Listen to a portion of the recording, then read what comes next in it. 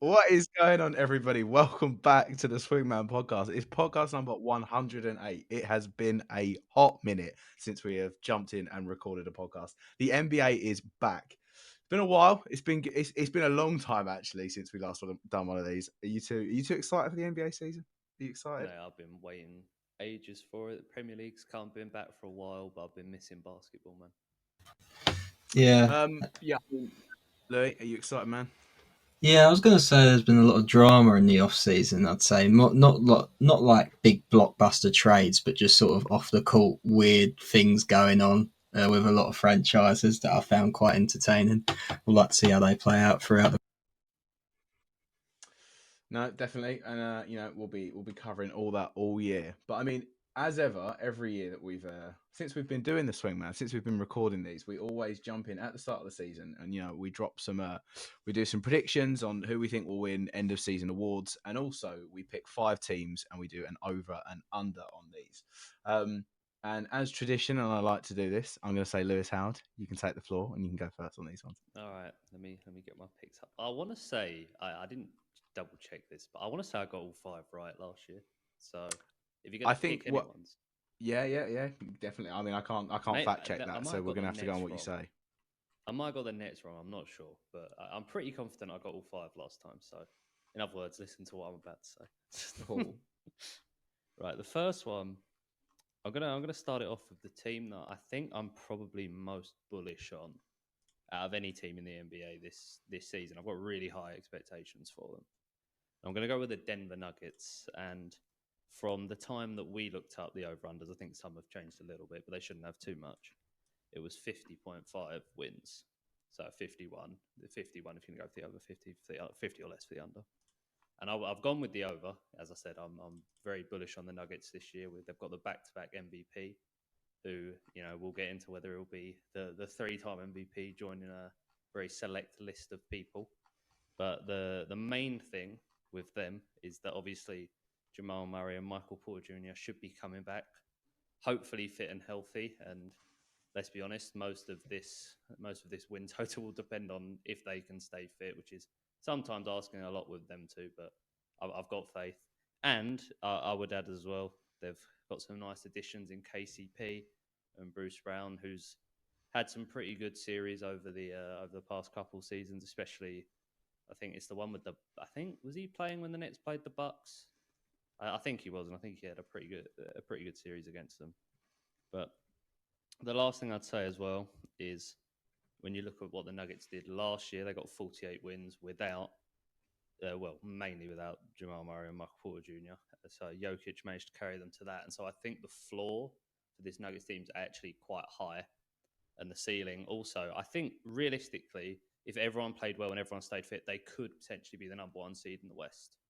So for me, I'm definitely going over for the Nuggets on 50.5. I had to look it up. I'm actually shocked that the over and under for the Nuggets is 50.5. Hmm. Like I can't remember what their total was last year, but Jokic It must was have dragged them. 48 they got last year. They got Yeah, like 48. Jokic alone dragged them to 48. Hmm. So when with everyone coming back and a better roster, you can imagine they can pick up 3 extra wins. So yeah, no qualms with me. You're not going to see a disagreement there. I assure you. I assume Louis is the same. Yeah, I do agree. Just to play devil's advocate, though, I don't think it. I mean, Michael Porter Jr. is so badly injury prone that I can't really.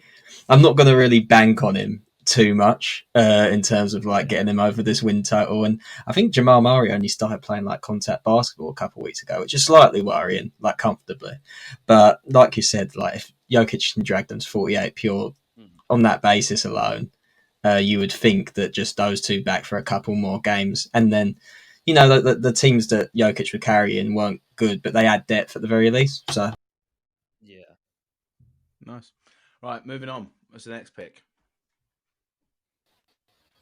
Oh, do you want me to do all 5? Sorry, I Yeah, all thought you were going 5. one Yeah, by yeah. one. Oh, all We're 5. rolling out all 5 at the as once. Yeah, Okay. yeah, Well, I've gone with a pretty safe one there. So I'll go with one I think amongst us 3 at least is going to be a bit controversial, and that's the Clippers, because I know there's some big opinions on the Clippers from us 3, especially from from you, George. I know you got some things to say about them, and their over under was actually 52.5, so 2 wins more than the Nuggets.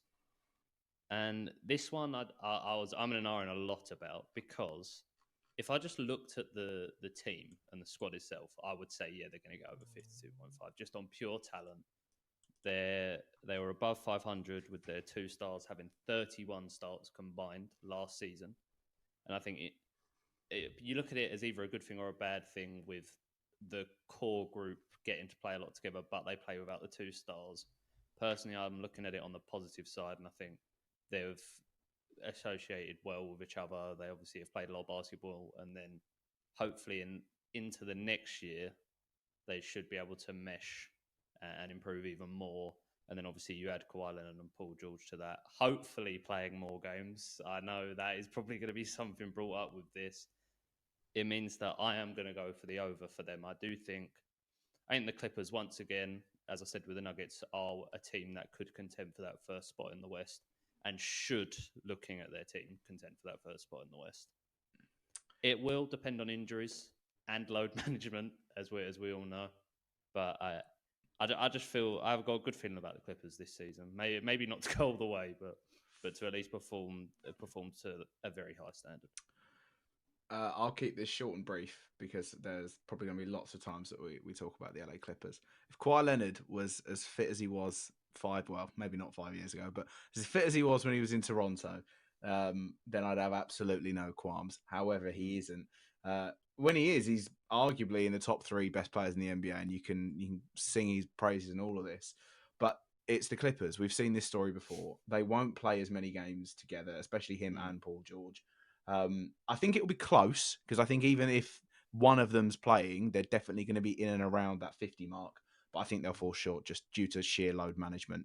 Like when it gets really busy in the season and around the All-Star break, and they're just dropping games, and they're sort of they've got 3 games in 6 days. Mm-hmm. They're not going to get 2 wins. They might get 2 wins, but they'll get 1 win out of them and stuff like that. So for me, it'll be on the under for the Clippers.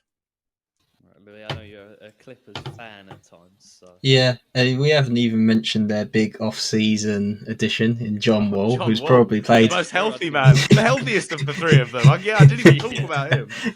Exactly, that's what I was going to say.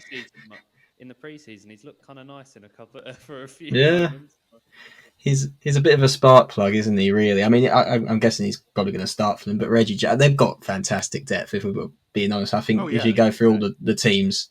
like top to bottom, I think they've got probably the best team in terms of pure quality. Whether that all fits together, we've seen that that's not always necessarily been the case with them. Mr. Playmaker, maybe sometimes. I think 50, so is it 51.5? Sorry, for over unders. 53, 52.5. That put them where the Golden State Warriors were last year. Now, I remember coming into that thinking the Golden State Warriors weren't very good towards the end of that regular season. I think there's a bit of room for error there, and I think as we go on, I'm kind of the impression there's going to be wins hoovered up from the Utah Jazz. I don't think any team's getting over 60 wins, if I'm quite honest, in the regular season. I'd lean towards the over, but there is room for error there. It's not as bullish as we were on the Nuggets, I don't think. But that's like a... say, of the 5 I have here, that is the one I am least confident in. Yeah, it's like a 10 point 10 or so game increase on what they were last year, something like that. So it's asking a lot of improvement. But if you look at the team, it's 100% that and bringing in Kawhi and Paul George is probably a much bigger jump than you would expect bringing in Jamal Murray and Michael Porter Jr. I mean, they're just different caliber of players, but they won't. I'd say Kawhi probably plays about 50. Paul George probably about the same. Paul George low-key goes under the radar of how injury prone he is because he plays with Kawhi Leonard. He's had about 16 surgeries in 6 years, so that's slightly concerning. I think the postseason, that will be their focus. I think that they'll load manage quite a lot throughout the regular season, but I think they'll do enough to get that. Mm-hmm. All right, shall I move on to the next one? Yes, keep it going. Keep the pace. All right, so we've chosen, or I have talked about 2 teams that are going to be at the top of their respective conferences, I believe, anyway. So I'm going to talk about one that I think will be right at the bottom, but not too far at the bottom where I'm going to go with the under for it. And by too far, I mean, I still think they're going to be bottom 2, but I just don't think they're going to get under this amount of wins. And that is the Indiana Pacers. And this one comes with a massive massive asterisk. So it's 24.5 for them, so 25 for the over. And I have actually gone for the over with the Pacers, even though I do think me and Louis earlier were going through where we think people are going to come in the standings. I do think they're probably going to be a bottom 2 team in the East. But with the players, some of the players they have in Buddy Hield, Miles Turner, I'm very high on Halliburton myself. I think he'll make a big jump this season. I do think they're going to just about get the over. But that is obviously dependent on if they trade Buddy Hield and Miles Turner or not. Because if they do, then there's no chance they're getting the over. They're going to get the under and tank for a certain player that I'm sure we're going to be talking about a lot over these next few podcasts. But I'll leave you two to carry on this. I'll keep it short. I'm going for the over for them. I mean, you say asterisks there, but surely in your decision making, then you have it baked in that you don't think they're going to trade them pieces. Yeah, I just decided. Yeah, I'm going to go with they're not, and Halliburton's I'm big on, so I'm just going with the over. Yeah, that's fair. For me, I think there's no choice but for them to trade those pieces away, and therefore I think it's going to be. I might even say under 20 wins for the Pacers this year. No, I don't think they'll go under 20. That's how bad I think they'll tank and they'll go for it. But Yeah, definitely the under for me.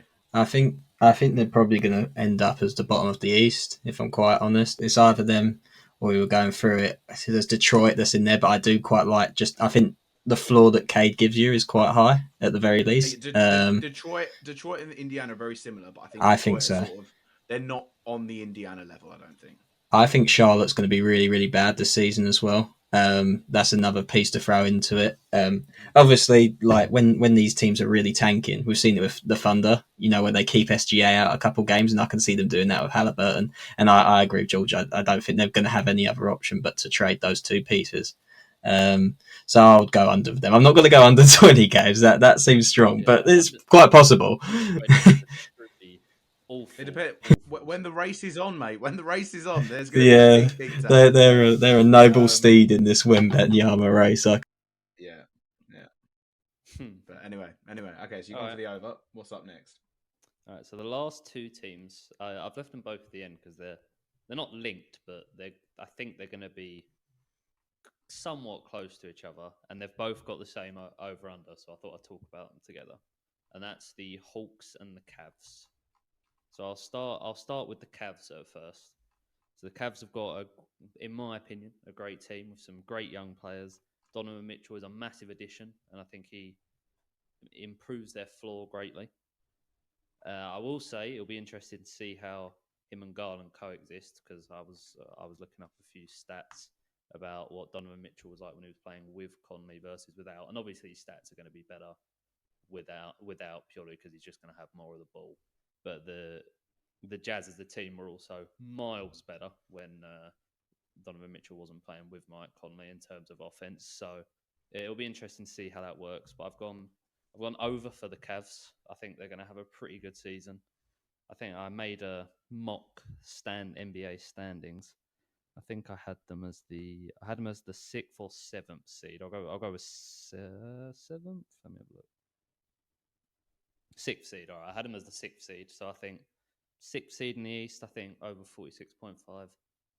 It'll be close. But I decided I was going to go for it. And then, do you lot want to comment on that? Shall I go with the Hawks next, and then you can talk about both? No, go for your Hawks, man. Go for your Hawks. All right, and then with the Hawks, it was. Be careful, Nathan is listening. The big Trae Young stan. Nathan, our graphic designer, the big Trae Young stan. Yeah, Nathan's not going to be very happy because I've gone with the under on the Hawks on it. Because when I was looking at where I'd place them in the conference, I'd have them in sort of the 7th to 9th range about then. I think they're going to be kind of similar to the Raptors. I think actually I'd probably go Raptors over them in the regular season. So that would push them down to the most the 8th seed. And whilst it's not out of the question for the 8th seed in the East to get over 46.5, I do think that is pushing it for a seeding as low as that. And just to talk about the team for a bit, obviously, we've got a big move from them getting DeJounte Murray. And while I do like DeJounte Murray, and I remember a few years ago I picked him for a most improved player. He didn't do it for me that year, but then the next year he played really well. So that was unfortunate for that pick. But I do like him. And I think he adds some much needed defense to that Atlanta Hawks team. They did lose a couple people in Kevin Herter and Wright's gone as well. And I think when you look at the depth of that team, it's going to come down to how well their draft picks can perform. Because if they can't rise to the standard needed, I do think their depth will be an issue. And I do think they'll be around sort of the low to mid 40s, but I've just gone under for them and I've just gone over for the Cavs. I will say I agree with the Hawks. Not necessarily that I don't think that the Hawks will be near it or far off it. I just think the whole of the conference in general has gotten better, and I don't think that they've really moved the needle as much as others. And I think the Cavs will be over primarily on the basis of that you've added Donovan Mitchell to an already great young team. So that should be like a big boost, and I'm in for the ride of the Cavs. So yeah. Yeah, and it's not much of a boost up over from where they ended up in the last season. So no, I think they should be all right. Yeah, we're agreeing too much, to be fair. But I mean, not controversial enough. I know, but I'm in line with your sentiments. The Pacers one that was different from you two. That's true. Yeah. But I think I was just going to say, I think what Donovan Mitchell fixes the Cavs issues a bit more than DeJounte Murray fixes the Hawks. Like I'll have to see how Trey and DeJounte coexist, because they're both. I mean, last season anyway for DeJounte, he was very high usage, and that's how he got those high scoring numbers, got to the All-Star team. Trey is obviously very, some would say, a ball hog, a bit ball dominant. So I'm intrigued to see how that matches up. And I know DeJounte is really good defensively, but I still think they'll have defensive issues, as the Cavs will do as well, with Donovan Mitchell and Garland in the backcourt. Sorry, but they've got Jared Allen and then Evan Mobley. So yeah, I'm in agreement. I think the Cavs will be. Yeah, I think the last couple of things I'd say as well is one. When I was looking at the Hawks, actually talking about, and I think there was an Athletic article I was looking at where someone spoke about this. I'm sorry, I can't remember who wrote it, unfortunately, but I was talking about the draft picks for the Hawks. But actually, overall, I think the Hawks team is actually, their average age is one of the older teams in the league. So, when I was talking about the depth issues, that could play into it with maybe injuries or the hectic schedule. So that was just another aspect to think of. Okay. Right. Well, I mean, I'll take the mid-range pick here, and I'll go for mine. So, a little backstory on mine. The first year I did these, I think I missed out by 2 wins, I believe, on the Warriors on the first year. And now, normally, what we all do after this is we'll put these in, we'll debate these, we talk about them on the podcast, and then we'll maybe keep track of them throughout the year. And normally, I do a little bet on mine. And last year, I remember I did this with the Wizards, and they let me down by 1 win, which would have given me 500 quid. And then I did it last year, and it was the Warriors that let me down by 1 win, and that let me down on about 400 quid. So if you're going to take anything from this, my prediction, just go 1 on the other side is what I'd say. So as Lewis did, and as Louis done, I've picked 5 teams as well. And we haven't had enough controversy, so let's talk about the Lakers. So I had the Los Angeles Lakers as one of my teams, and now I don't know if this is controversial or not. So I have them down as 46.5 as the over-under. I don't know if it's changed or not, following on from a few injuries and a few members of the team not going in the team huddle at the start. It's gone down 1 or 2, but I'm not sure. So I saw a thing that was 44.5, but when we did this, it was 46.5. Yeah. But do you know what? It doesn't really matter, because I said over 46.5 anyway. I'm going on the basis of going completely against my whole logic of dissing the Clippers. And I'm thinking AD staying healthy all year and an AD LeBron team. I'm all the way for 46.5. It's a big ask, I understand. And, I think I'm also doing this on the basis I can't see a world or predict a world in which Russell Westbrook is at the Lakers when he can, at the end of the trade deadline. I think he's gone. It's not necessarily that I don't think it will work anyway, but 2, I just don't think they're going to want that mentality around there for another year. A load of questions again all year. I just don't think it's going to work. And the whole thing they're trying at the moment of bringing him off the bench is sort of the leader of the second pack is just a load of rubbish. Like, it's just that you can't have Russell Westbrook doing that. He's going to end up on some team that's a bottom feeder that's taking salary cap, and he'll have to have a comeback year. That's just unfortunately what is happening now for Russell Westbrook in the NBA. But yeah, I'm not betting against LeBron and AD if they're healthy, and yeah, and that's the fat caveat that comes with it. So, all right, so you're betting on 2P. Well, I'm not going to talk about LeBron's health because I feel like I think LeBron will play like 60 games this year, like minimum. Because he's a bit, he's been an Iron Man over his career. It's only really in the last season or two. Yes, yeah. I'm ready for this now. Go ahead. But so you're betting on AD, who has notoriously had multiple injuries, and you're also prospecting how a team that doesn't currently exist will do. Yeah, I know. Yeah, controversial, isn't it? I mean, I can't see. There will be some mountains moved to get Russell Westbrook out of LA. I'm convinced on that. I mean, that's really the question you're asking. No. You're talking about the Lakers. I was just going to say they have two first round draft picks that I'm quite confident they're going to use to get rid of him at some stage. Yeah. The LeBron signed an extension, I think, because they were like, we're not trading these unless you commit the future to us. So I think Russell Westbrook won't be there. I'm quite confident. He's already been pushed to the bench in pre-season. He's in his Allen Iverson era, is what I would say at this moment. I really don't know whether he's going to be there or not, to be honest. I'm kind of 50-50 on it.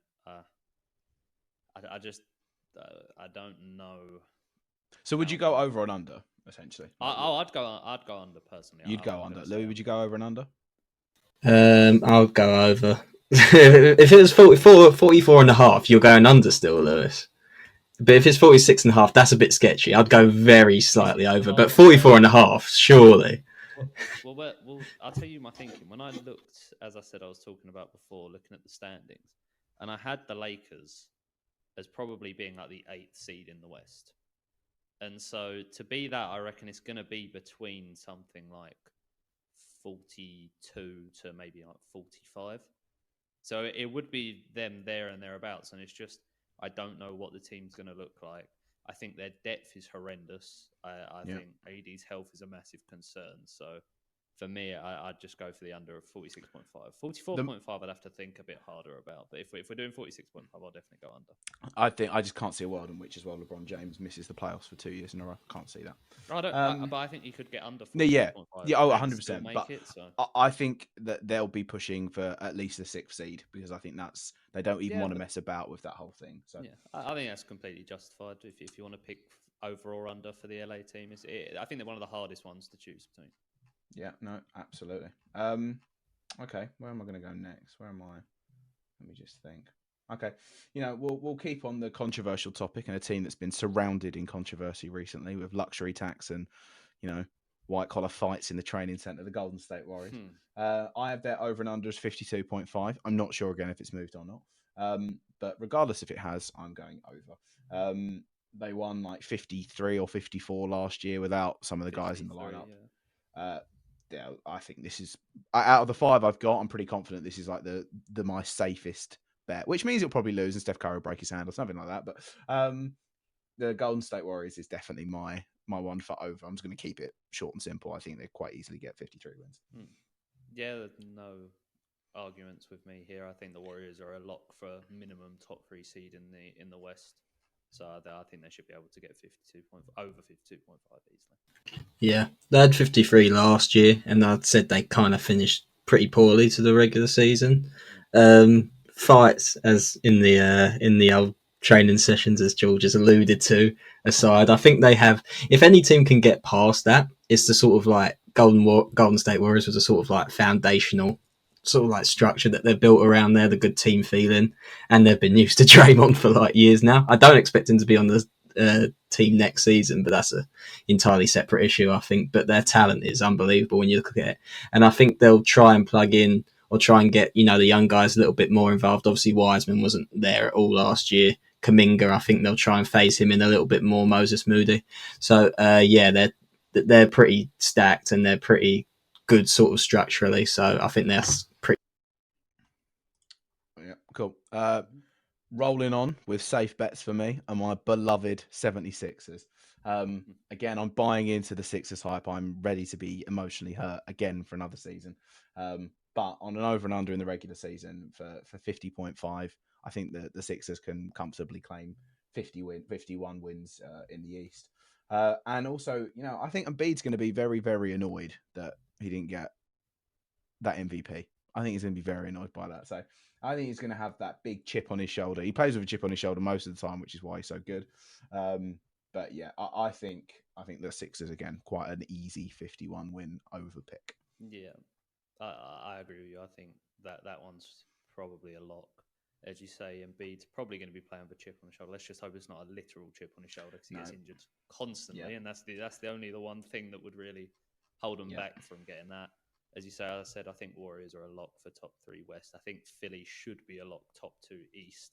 Between them and the Bucks, I think both of them should be able to get well over the 50.5 that you said.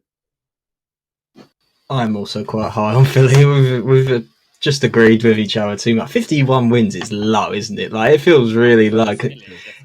It's a good air around the Sixers. Obviously, James Harden took his pay cut where he's getting money from elsewhere, let's be honest. But I think what they've done this offseason really was their depth was just so bad last season. After the Harden, I think the Ben Simmons thing just really messed everything up last season. So like they've gone out and they've got decent depth now. Montrez can back up Joel Embiid. He's going to have his 10 or so games out injured.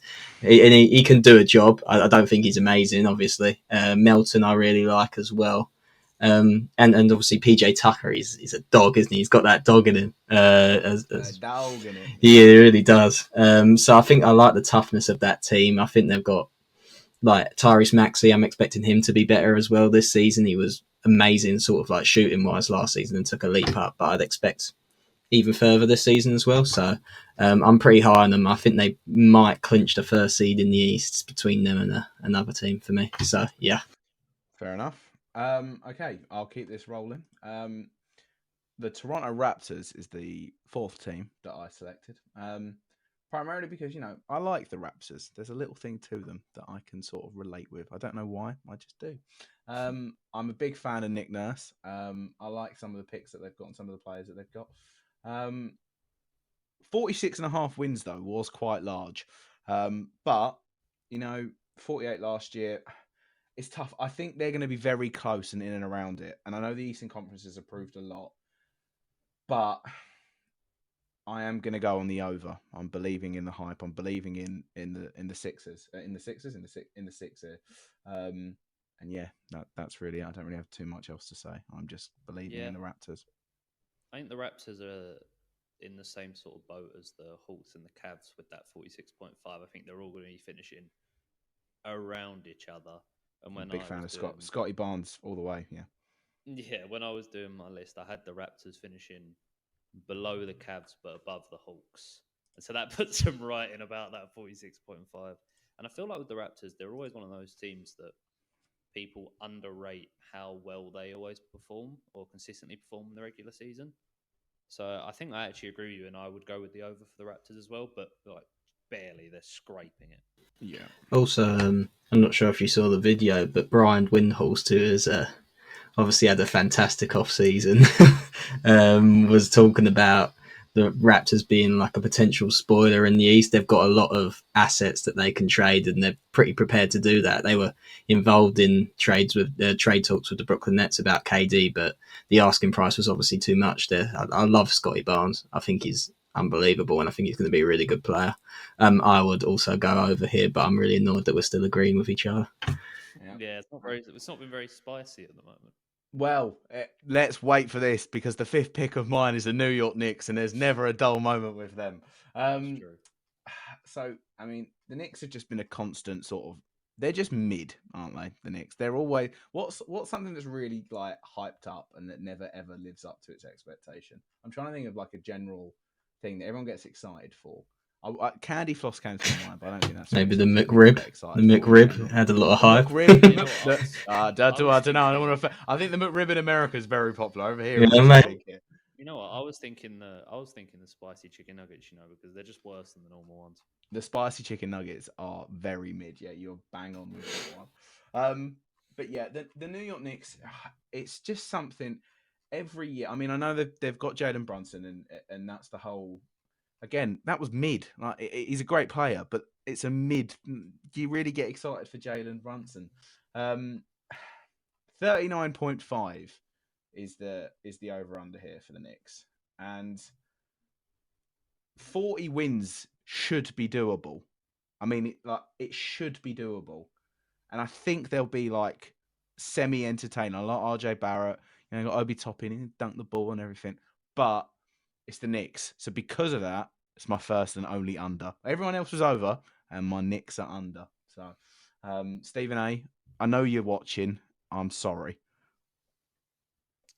I agree with you. I'd go with the under as well. I do like Jalen Brunson, but I don't think he pushes the needle too much. And I think a lot of the other teams in the Eastern Conference have got a lot better.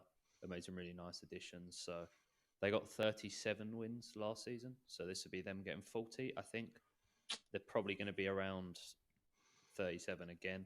Maybe like a win extra, a couple win extra. I don't know. So I'm not saying there'll be too lower under that over under, but I'm going to go for the under for it.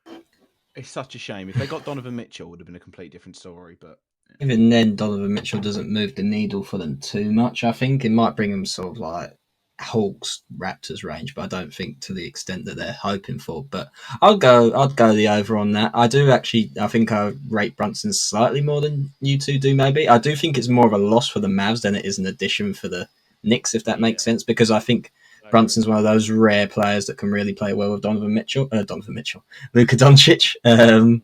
So that is one thing, but I do think there is more to him. I do think there is some all-star potential here. The Knicks, when the Knicks have a good player, they really rally behind them as well.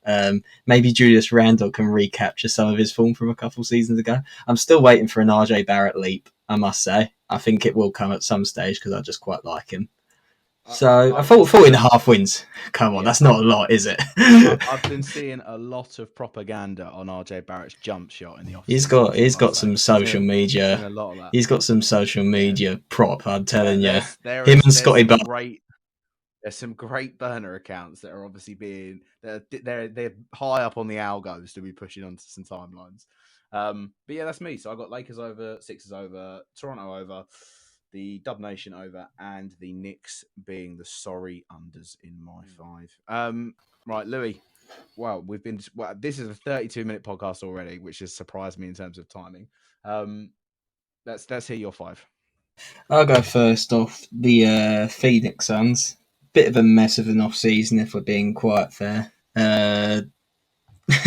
DeAndre Ayton obviously got restricted free agent, got matched by the Indiana Pacers. They then signed him back.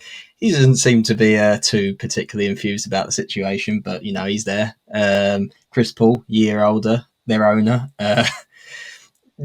being basically forced to sell. Less said, the better. Jay Crowder is throwing up an absolute stink at the moment because he's been forced out the starting 5, which is quite funny as well. So all in all, very, very bad vibes, and obviously their season ended absolutely horrifically as well. It feels weird because they won, I think, did they win 65 games last year? 64 games last year. And the over-under is set at 52.5. Well, that was where it was set when we done it. I'm going to go under. I think the vibes are pretty bad. And I know that the sort of like the foundations they have probably sets a base level. I'm not saying they're going to go from out the playoffs or something like that. They were very, very good last season. But Chris Paul, a year older, they haven't really done much this offseason to sort of back him up or give him some sort of like someone who can go in for him when he needs that rest. Because he does. He's I think maybe like the 4th or 5th oldest player in the league now. And there's not many sort of like records of players his size going on for that long. So they needed more, I think, this offseason, and they haven't really suitably provided it for me. And it's just seeming like a bad team chemistry at the moment. But maybe I'm just riding off the wave. I'm not sure what you two think. I mean, the drop off from what they did last season, obviously, is massive on that over under, and usually things don't move that much unless it's like a superstar leaving or a superstar joining or a huge draft pick joining. But I am going to agree with you. I'm also going to go with the under because I just think the teams in the West, when I look at the Nuggets, the Clippers, the Warriors, I all think they're probably going to finish above them in the regular season. And, that while they haven't lost too many people, there's been some pretty shocking things happening over with the Suns.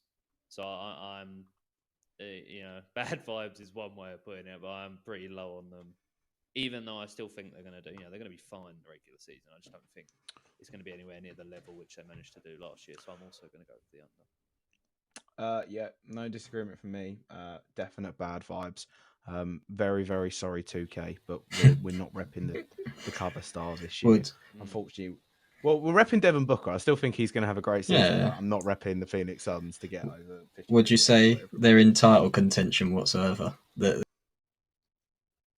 I think their window's closed, personally. I think this will be it. They have a very. I wouldn't say it's completely closed. It all depends on their start. If their start is terrible, then yeah, it's done, and then they might even, and Chris Paul might hop away and try and jump on a team for a ring at the end. But yeah, I think it all depends on the start for the Suns. If it's bad and there's everything going around with this team, then yeah, it's going to be bad juju for the Suns, and it's not looking good. But yeah. All right, I'll just move on to my next one quickly. The Brooklyn Finest, Brooklyn Nets. Another high drama team, which I appreciate. Ben Simmons finally coming out of the woodwork for a couple interviews actually now, a couple podcasts. I mean, he talks very confidently. He talks very well. I can understand his standpoint on a few different things where he feels it's highly criticised, but he does seem a bit. I don't know. You can see the part of him. Figure. Yeah, you can see the part of him where it's like, I don't even need to learn how to shoot. I'm so good at so many different things. But it's like, yeah, you don't really need to learn how to shoot that much. Granted, it's never going to be your strength, but at least show some form of aggression. He's not been very good in preseason either. Not that I take too much stock into that. Everything going on around there. Obviously, I didn't even talk about the KD and Kyrie thing and them trying to get Steve Nash out of there before they kind of rescinded his trade request in the end. But I think it's just bad vibes all in all, and I'm not even counting the terrible video where Ben Simmons. I'm not sure what he was doing on that jump shot, but it was good. Yeah, but he was nailing a couple in the video that I saw after. So whatever. He does that every year. But it's just like they've lost a couple of decent pieces as well. I just think it's going to be a bit of a learning curve. I think obviously players will miss time again. You can't really count on Kyrie and KD at this current stage in time, which is fine. I'm not sure Ben Simmons has it in him to carry a team to a certain number of wins, even though he's got qualities there. This is a very high ceiling, low. Like this could go either way. I'm not like it could be like a real sort of pick your poison type thing. I've gone under on 51.5 though personally. Yeah, I think with the Nets, as you say, we've talked before about teams and the talent they have and what they could be. And the fact is, with the talent they've got, especially at the top end of their roster, they should be competing towards the top of the Eastern Conference. But as you say, there are some things that have happened with, obviously, between Kyrie, KD, Steve Nash, where you just look at those things and you think it's just unsalvageable.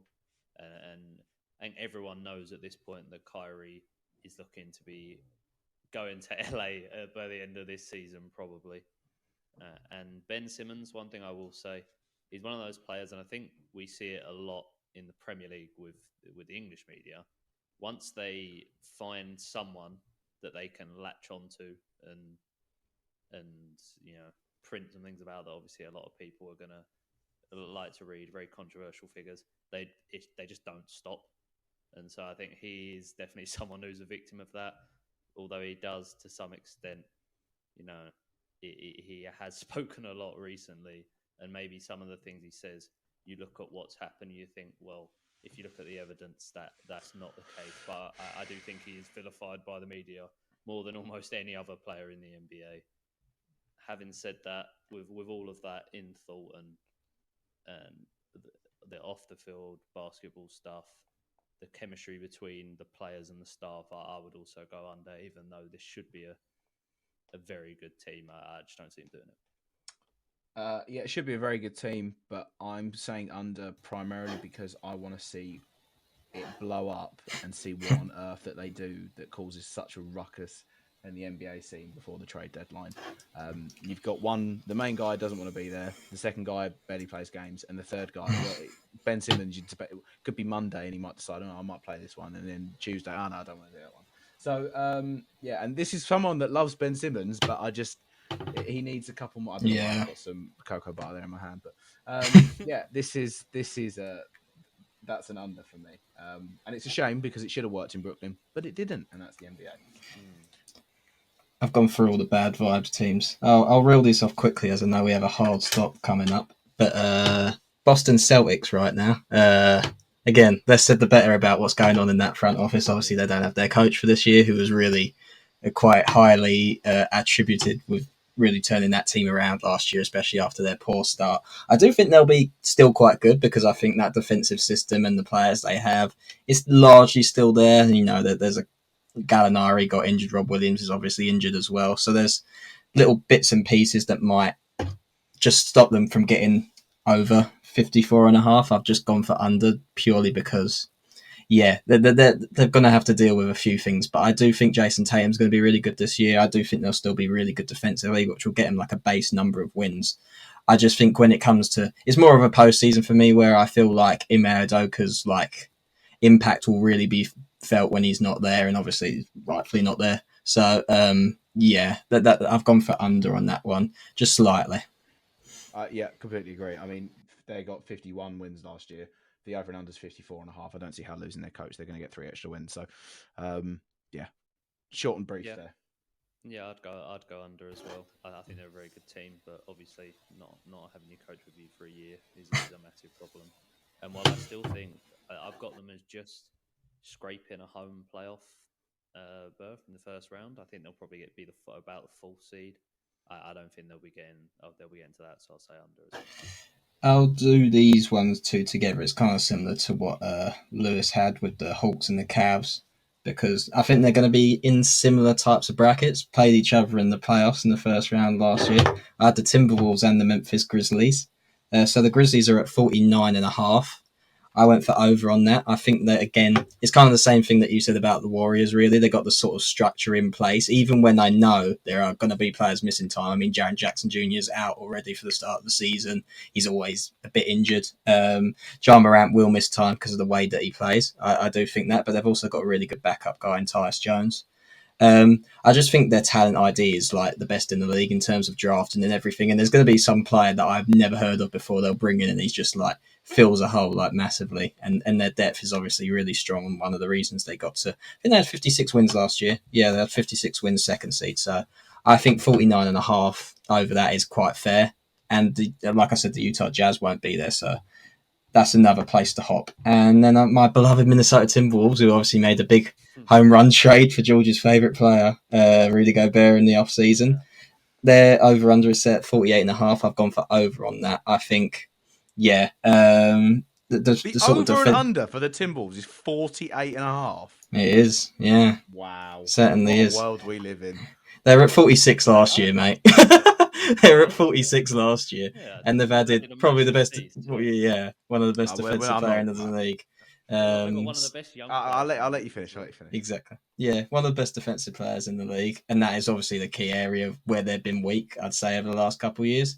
I'm intrigued to see how it works with Cat and Rudy Gobert on defense, because I don't think Cat's going to be very solid perimeter defense wise, and that's going to be an issue. I think more of an issue in the playoffs anyway. So that's one thing I'd say. But they got some other good pickups in the off season. Well, Kyle Anderson from the Grizzlies. Yeah, so I think over on that one's fair enough. It's only 2 more wins, and you're plugging in Rudy Gobert. To be honest, 3 more wins. Sorry, plugging in Rudy Gobert, and I think Anthony Edwards is going to take another step up. So yeah. Short and brief. I absolutely agree on the Grizzlies. I absolutely don't agree on the Timberwolves. I think I'm a big fan of Cat and a big fan of Anthony Edwards, But I think you plug Rudy Gobert, and it isn't like you're already good, and you put Rudy Gobert in now, you're already going to be better. I think there's going to be a big adjustment period in that, and the stifle tower will stifle the offensive flow that they had. So no, I'm not. I'm going under on 49 wins. So, but yeah, I would go definitely over on the Grizzlies. I think the Grizzlies are Grizzlies are going great. to perform at a very high level again. I think they'll get a home playoffs berth in the first round again. I don't think they'll be the second seed again this year, but I think they'll probably be around that fourth, third seed, probably fourth if I had to choose. And the Timberwolves is an interesting one because, as you say, they did get 46 wins last season, and now they've added Rudy Gobert and what was it, 48 and a half, Lou? Was it the over-under for the Timberwolves? Yeah. 49. No, it was 48. It was 48 and a half. 49 wins. Yeah, sorry. 49 wins, and yeah.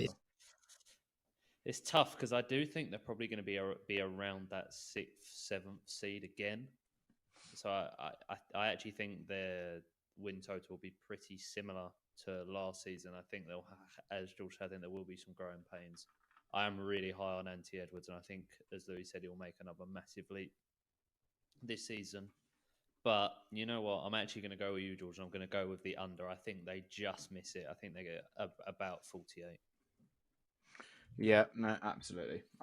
That's it for me, really. I just can't. It's just a really go best. I think it'll work eventually, but just not at the start. But yeah, so you had just run us through your over and unders quickly, real quickly, just on who you picked in the end. Sorry, it's just on mute. So yeah, the Phoenix Suns are under, the Memphis Grizzlies over, the Minnesota Timberwolves over, the Boston Celtics under, and then the Brooklyn Nets under. Did you want the win totals of that? But no. Yeah, That's all good. I Just want so bad vibes under, good vibes over.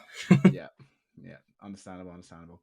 Right, we have about 9 minutes to go off onto our award predictions. So this is going to be record break in terms of not dilly dallying from us. So I'll take the lead. I'll pick I'll go through everything. Well, actually, no. We'll do it by award. Yeah. So 6th man of the year for me, it was an easy choice. It was Jordan Poole. Because Draymond Green's going to be gone, and good vibes in the Warriors. So that's me. Yeah, I think Jordan Poole's the easy pick here. I also went with Jordan Poole just because the Warriors are going to be so strong with their full team. He should be coming off the bench, and I don't really see him regressing at all. Even with, as you say, the Draymond Green altercation, I think he's probably the lock for 6th man. It's either him or Tyler Hero, anyway. Yeah, just to warn you, I've gone for pretty much no favourites in this, just because I wanted to be a bit different. That's it. I'll be honest. Apart from one. Mine are really boring, I'll be honest. They're the most boring I've ever done. That's why I've done it, because I just wanted to give people an alternative view. For the clips content that you're watching right now. Louis, who is your spicy pick for the 6th man of the year? Spicy pick for 6th man of the year is Malcolm Brogdon of the Boston Celtics. He's obviously going to come. I think he will come off the bench. He might start, actually, which kind of throws it into disrepute a little bit since Robert Williams got injured. I do think Jordan Poole could probably start quite a few games though as well, if I'm being fair. And I do think Tyler Hero could as well. This award has been given to people that have been ended up exactly. Anyway, so I mean, you play starter minutes and you just put up a load of points, and I think Malcolm Brogdon can quite effectively do that. To be honest, I mean, he's probably the best 6th man, I will say, pure player anyway. I think Brogdon was pretty high on the odds as well. He was high, but he wasn't a favourite. He's not like 1 or 2. Yeah, exactly. I think he was 16-1, 6 or something like that. Oh, so not bad. That's not too bad. Right, Coach of the Year. My NBA Coach of the Year pick is Coach Bud, and I did it primarily just because I think the Bucks will do quite well, and then that's how it goes off of. I didn't look at the odds for that one. I just went Coach Bud. No idea if he's the favourite or not. By your reactions, I'm guessing he isn't the favourite. I don't think one of them. I think that's such a standard. I think that's it's a standard pick. One, and people expect the Bucks to do so well that I don't think he'd get it. I'd have assumed the favourite is Chris Finch, if that's one of yours. But he is actually the favourite. He is. But yeah, I just think that the Bucks would have to be first by a decent margin for them to give it to him, because everyone expects the Bucks to be a lock for the top 2 seed anyway. Well, who's your Coach of the Year then, Lewis? So my Coach of the Year, as I said, I'm very bullish on the Nuggets. So I've gone with Mike Malone because I really do think the Nuggets are going to be like a top 3 seed in the West. You are all or nothing on the Nuggets for this year at the minute. It's not all or nothing. Because there are other teams I'm pretty big on as well, but I really do think the Nuggets are going to have a great year. So I've gone with Mike Malone. Okay. Makes it easy that I've gone for Mike Malone as well for all the reasons Lewis Oh, said. To be there we honest, go. yeah, and he wasn't a favourite as well as my key That was my category. one. That was probably my one that was furthest away from like the top. It's an easy pick, isn't it? Because then it goes, slightly low win total. Oh, it's got high. It's not like we just plugged in two very good players, but yeah. Right. Louis, we're going to go defensive player of the year now. Actually, this might be a favourite. Minnesota Timberwolves defensive player of the year. Your defensive player of the year. He is. He's to gone be fair, for the Eiffel Tower. he might be. I think Giannis was the favourite when I looked. It's difficult because they put Marcus Smart as a defensive player of the year last year, so I don't know what they're measuring it by now. Usually it was a tangible. Oh, he got lots of blocks. But you'll be able to clearly see Rudy Gobert's impact on the Timberwolves. I feel like because they weren't a good defensive team and they could become a good one. So easy one for me, that one. And he's won it a couple times already, hasn't he? Really? Yeah. So Lewis Howard, your defensive player of the year. It's a good point that you make about the switch ups maybe being such a good highlight for someone with defensive player of the year. Like, what would you say with Marcus Smart? The Boston Celtics had such an unbelievable turnaround, like just over halfway through their season. I think it highlighted Marcus Smart and Robert Williams as well, who was one of the candidates for it. So those kind of factors I do think you have to take in. I've gone for a pretty boring one with this one. I've just gone with Bam Adebayo because I think the Heat are just a very solid defensive team. I think they'll do very well again next year. And historically, it is usually the bigger guys that get the defensive player of the years, as you say. People look like the blocks and the anchor for your defense. And I just think Bam's that guy, but also he can do so much more than just that and can guard multiple positions. I think people like to look at things like that nowadays, so I went with Bam. Cool. Keeping up the trend with me, I was believing in the Lakers, so I'm going all the way. AD, defensive player of the year. I'm riding that bandwagon all the way. I think I said AD last year, and then he got injured, so I'm going to go AD again. I could have said Giannis. Deep down, I think Giannis, because I don't think he's going to win MVP, spoiler alert. So then they'll give him defensive player of the year. But I'm going to go with AD, because then if it comes off, I look like a genius. That is insane. So, that is fair play. The Lakers defense as a team is going to be so bad that AD just will not be able to get into contention for it. Absolutely. Let's go rookie of the year, because I think this will be a nice and easy one in my opinion. It's Paolo Banchero, because everyone else is injured that's going to get it. Yeah. I literally, on my notes, I wrote down like a few points for each one, and I just put Banchero boring. So yeah, pretty much. So we can skip over that one. Get myself to pick someone else. If Chet was there, if Chet was there, it'd be spicy. Yeah, it would. And I think there's a few others. There's a few others that might come close, but it's just going to be Paolo Banchero. Keegan Murray, I quite like as well. But the only one that comes to mind. The only one that I would have considered would have been Jabari Smith, but that's it. But anyway, what's the other one we've got left? Most improved player of the year. I can go for this for me because I was believing all the way in that Raptors train, and I love that you said it earlier, Louis. I'm going for Scotty Barnes as most improved player of the year. That's it for me. He is the favourite, to be fair. I don't know. Scotty Barnes the most improved? Yeah. No way. Yeah, he is. Last time I checked. Say your points. I'm going to find that. I don't know what you do to win this award. It's kind of difficult to decipher. I went for De'Aaron Fox. 100-1 if you ever want to have a little flutter on it. I think the Kings will be sneaky good this year. And he's you spoke about the big picks. That one's a good one. Yeah. He's like the Julius Randle type of most improved player. Been in a couple of years. He's quite good, but we want him to be, all-star level. And I think he can be that this season if he's a bit more mature in his play. So Lewis Howard.